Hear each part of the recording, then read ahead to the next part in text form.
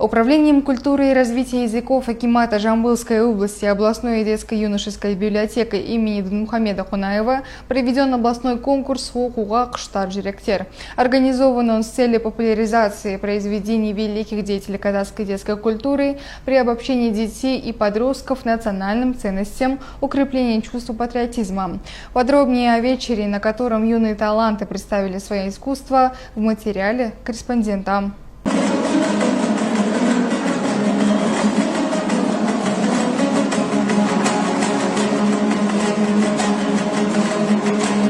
Этот конкурс, проводимый в рамках проекта «Аулиата. Читающий регион», был приурочен к юбилеям выдающихся представителей казахской детской литературы. 130-летию Сапаргали Бегалина, 120-летию Утебая Турманжанова, 100-летию Сансызбая Саргаскаева и 75-летию Асхаржана Сарсека. В мероприятии приняли участие представители общественности, ученые со всех вузов Тараза с ее более чем 2000-летней историей.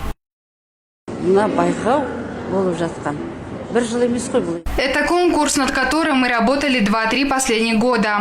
Наши поездки по сельским населенным пунктам показали, что дети в глубинке читают книги. Так что расхожее мнение, что на селе дети далеки от чтения, не подтвердились. Читают, да еще как. Вот из их числа мы и выбрали сегодняшних участников конкурса.